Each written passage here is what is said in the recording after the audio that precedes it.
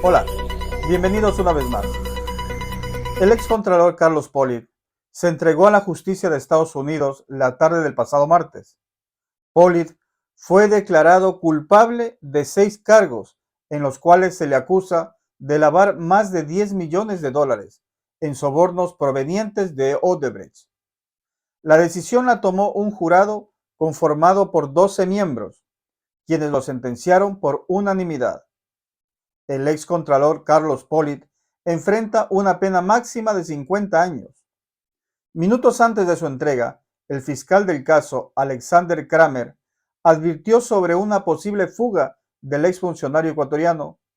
Los cargos que enfrentó Pollitt en Estados Unidos son lavado de activos, conspiración de lavado de activos y la transacción de bienes derivados de delitos. Nombres conocidos como Odebrecht, Seguro Sucre y Albacora se entrelazaron entre los testimonios. La jueza Kate Williams, encargada de este juicio, tendrá 45 días para emitir la sentencia que el excontralor debe cumplir. Posteriormente, se sabrá si debe ser detenido inmediatamente. Según la justicia norteamericana, Pollitt, entre el 2010 y el 2016, presuntamente solicitó y recibió más de $10 millones en pagos de sobornos de Odebrecht, el poderoso conglomerado de construcción con sede en Brasil. Además, los documentos judiciales alegan que alrededor del 2015 recibió un soborno de un empresario ecuatoriano a cambio de ayudar a este y su empresa en relación con ciertos contratos de la Compañía de Seguros Estatal del Ecuador. En 2018, un tribunal de la Corte Nacional de Justicia de Ecuador lo condenó a 6 años de prisión al excontralor, al considerarlo autor del delito de concusión en la trama de sobornos de Odebrecht. Así lo informó entonces la Fiscalía General del Estado, que precisó que el hijo de este, John Pollitt, fue condenado a 3 años de cárcel como cómplice del delito de concusión.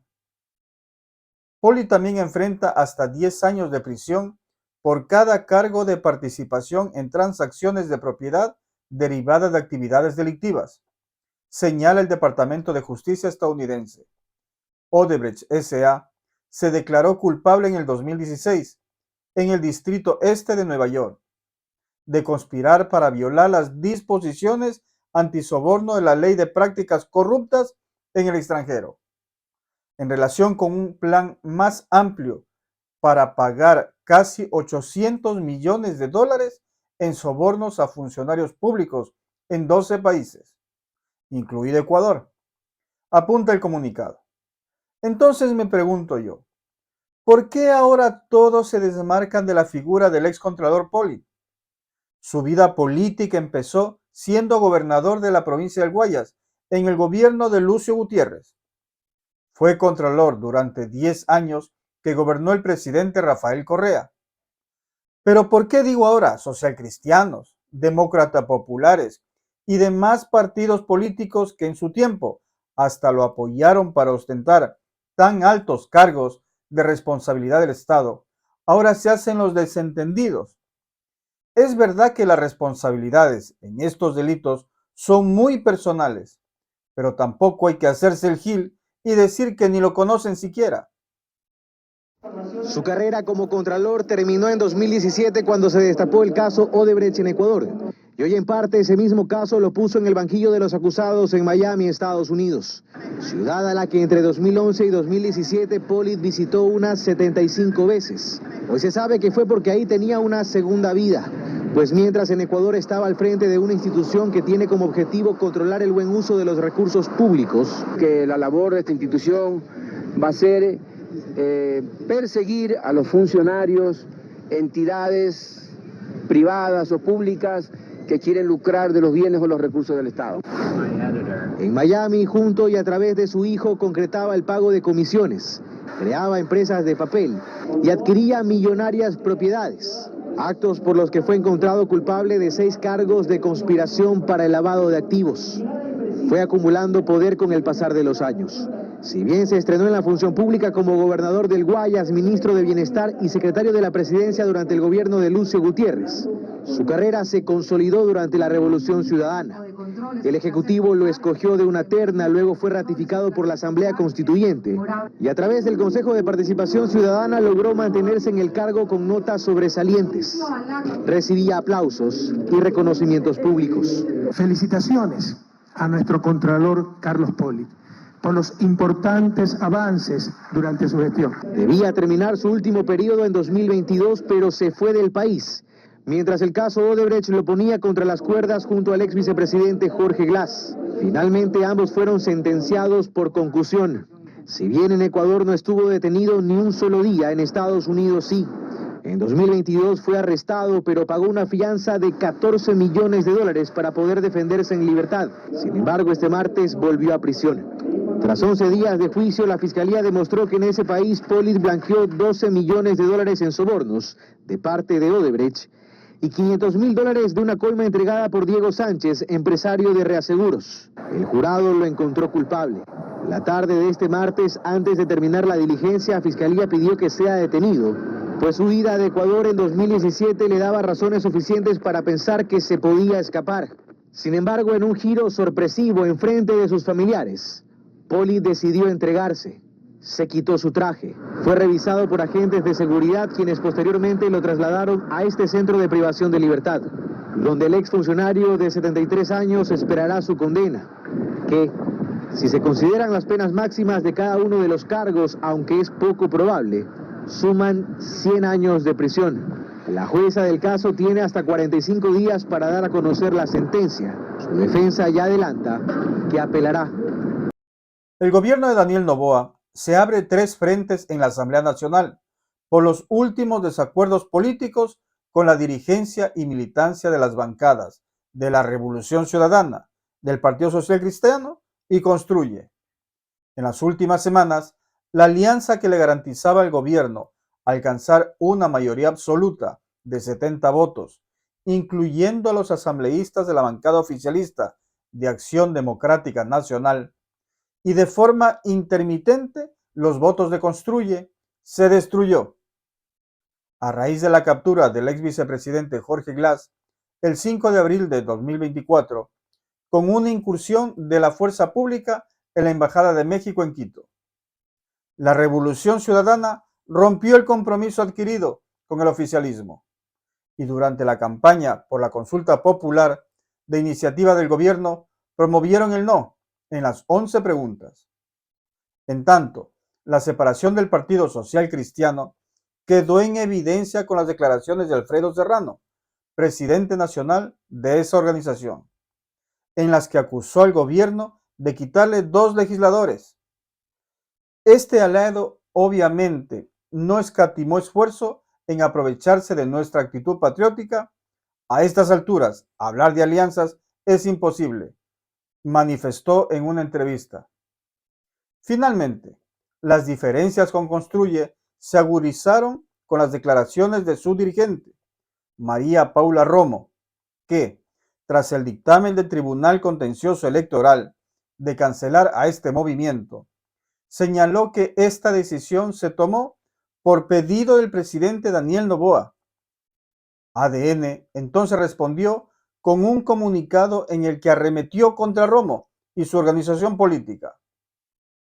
Pese a estos fraccionamientos, ya que el gobierno no tiene segura una mayoría para la aprobación de las leyes, en el oficialismo se mantienen optimistas sobre la posibilidad de que tendrán el apoyo necesario para aprobar las leyes importantes, como las reformas expuestas en la consulta popular, por ejemplo, para la aplicación de las preguntas que ganaron el sí, es decir, que los aliados naturales que empezaron en la actual asamblea, me refiero a ADN y Construye, se distancian, se pelearon los compadres. Si al final el tiempo siempre da la razón a quien la tiene. ¿Cómo se posiciona Construye luego de los resultados de la consulta popular? ¿Cuál es la tarea que se les impone a la luz del pronunciamiento ciudadano?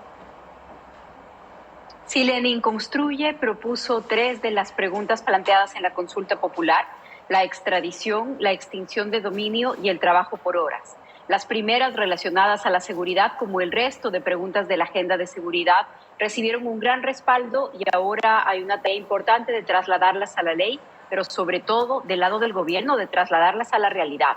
En el caso del trabajo por horas no recibió el respaldo que se requería para ser aprobado, pero creemos que hay que seguir buscando mecanismos para modernizar el régimen laboral del Ecuador. El tema del empleo es realmente algo que necesita ser revisado, es una cosa muy grave la situación que tenemos en el país y hay que seguir buscando estas y otras alternativas para modernizarlo y que dé oportunidades a más personas. ¿Cómo? Bueno, para nosotros un régimen menos rígido es necesario. Por ejemplo, contratos a plazo fijo. Hoy el régimen laboral es un régimen que permite muy poca movilidad.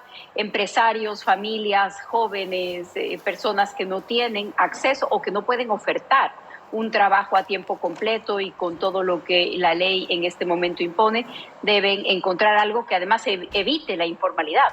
Porque no quiere decir que hoy en el país todo el que no tiene empleo pleno está completamente fuera del mercado laboral. Lo que pasa es que está engrosando las filas de la informalidad con menos protección y distorsionando los mecanismos de convivencia de la economía. María Paula, ¿pero qué es Construye hoy? ¿Y hacia dónde van? Se lo pregunto pensando en que han acompañado a un gobierno que no los quiere tener cerca. Lenin, ahí me parece que hay un error de apreciación. Nosotros no hemos acompañado al gobierno de Noboa.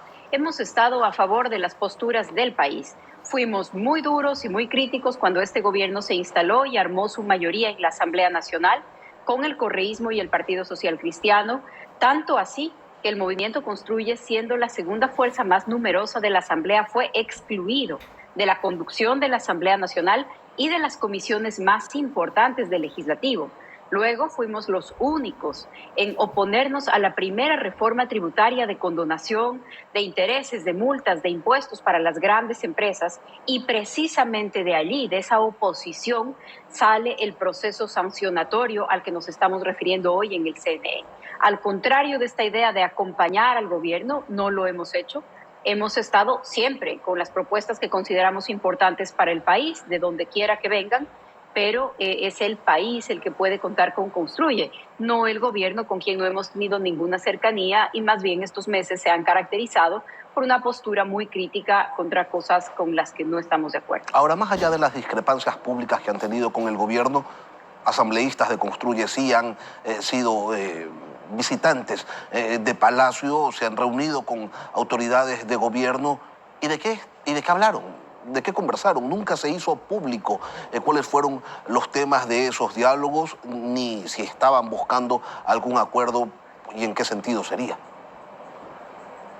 Al contrario, Lenin, la reunión a la que usted tal vez se refiere, que se hizo pública, fue anunciada por nosotros, fue la reunión de una pequeña delegación para discutir algunos temas de la última reforma económica. ¿Por qué se tuvo que dar esta reunión? Porque ningún legislador del movimiento Construye está en ninguna de las comisiones económicas. El movimiento Construye fue excluido de las comisiones económicas, de la Comisión de Fiscalización, de la Comisión de Justicia, y por lo tanto, para presentar nuestras propuestas legislativas, para escuchar los avances de un proyecto de ley en debate, entonces se han realizado algunas reuniones públicas y con los temas absolutamente claros. Para presentar propuestas legislativas, uno no va a Carondelet. María Paula, usted lo sabe perfectamente. No, Lenin, no, me sorprende un poco esta preocupación suya sobre reuniones. Claro que sí, las reuniones se dan en el Palacio Legislativo, en los ministerios, sobre temas absolutamente claros y que además Construye ha hecho públicos en cada ocasión. Gracias por acompañarme una vez más. Les pido que participen con sus likes, con sus comentarios y que compartan en sus redes sociales. Seguimos mañana.